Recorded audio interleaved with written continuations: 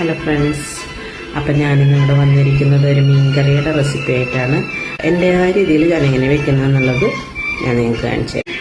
അപ്പോൾ വീഡിയോയിലേക്ക് പോകും. അപ്പം ഞാനിവിടെ എടുത്തിരിക്കുന്ന 1 കിലോ തെരണ്ടി മീനാണ്. അത് കഴുകി വൃത്തിയാക്കി അതിനകത്തേക്ക് കുറച്ച് മഞ്ഞൾപ്പൊടിയും കുറച്ച് ഉപ്പും ചേർത്ത് വരട്ടി വെച്ചിരിക്കുകയാണ്. ഇനി അതിനകത്തേക്ക് വേണ്ട സാധനങ്ങൾ എന്തൊക്കെയാണെന്ന് നോക്കാം.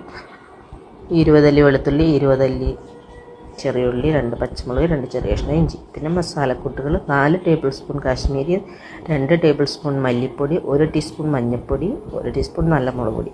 ഇതെല്ലാം കൂടി ചേർത്ത് ഇച്ചിരി വെള്ളം ചേർത്ത് മിക്സ് ചെയ്ത് വെച്ചു. എൻ്റെ ഇടയിൽ ഇത് കിച്ചുമോൻ കുലുങ്ങി വരുന്നുണ്ട്. പിന്നെ 3-4 പുളി വെള്ളത്തിലിട്ടത് അരക്കപ്പ് വെള്ളത്തിനകത്തിട്ടു. ചട്ടി അടുപ്പത്ത് വെച്ച് കടുവും ഉലുവയും കൂടെ പൊട്ടിച്ച് അതിനകത്തേക്ക് ഇഞ്ചിയും വെളുത്തുള്ളിയും ക്രഷ് ചെയ്തത് ഇട്ടു. അതൊന്ന് ചെറുതായിട്ട് മൂത്ത് വരുമ്പോൾ അതിനകത്തേക്ക് ചെറിയ ഉള്ളി ക്രഷ് ചെയ്ത് വെച്ചത് ഇട്ടു. അതിൻ്റെ കൂടെ പച്ചമുളക് ഇട്ടു.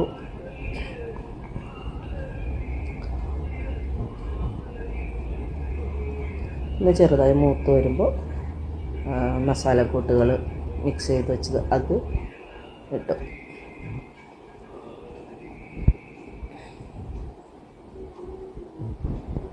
അതൊക്കെ ഒന്ന് അതിൻ്റെ പച്ചമണമൊക്കെ ഒന്ന് മാറി വരുമ്പോൾ ഒരു തക്കാളി ചെറുതായിട്ട് കഷ്ണമാക്കിയിട്ട് മുറിച്ചിട്ട് അതിനകത്തേക്ക് പിന്നെ അതൊന്ന് നല്ലതായിട്ടൊന്ന് വഴണ്ടി വരണം.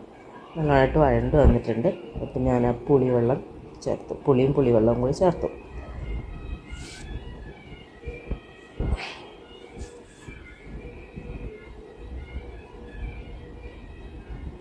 ഇതിനകത്തേക്ക് ഞാൻ 2 കപ്പ് വെള്ളം കൂടി ആഡ് ചെയ്തിട്ടുണ്ട്.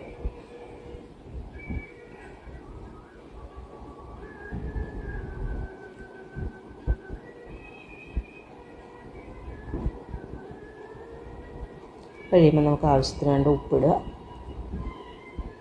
കഴിഞ്ഞത് തിളച്ച് വന്നപ്പോൾ ഞാൻ വറ്റി വെച്ചിരിക്കുന്ന മീൻ കഷ്ണങ്ങൾ അതിനകത്തേക്ക് മിക്സ് ചെയ്തു ഇട്ടു. ഇനി അതൊന്ന് അടച്ചു വെച്ച് വേവിക്കണം. അടച്ചു വെച്ച് വേവിച്ചു ഒക്കെ ആയിട്ടുണ്ട്. മീൻകറി കൊഴുത്ത് വന്നിട്ടുണ്ട്, കൊഴുപ്പായി വരുന്നുണ്ട്, വെന്ത് തുടങ്ങിയിട്ടുണ്ട് മീൻ. കുറച്ചും കൂടെ ഒന്ന് ചെറുതായിട്ട് ഒന്നും കൂടി ഒന്ന് വറ്റിച്ച് നോക്കിയെടുത്തതിൻ്റെ മുകളിൽ കറിവേപ്പിലയും വിതറി. അപ്പോൾ മീൻകറി റെഡി ആയിട്ടുണ്ട്.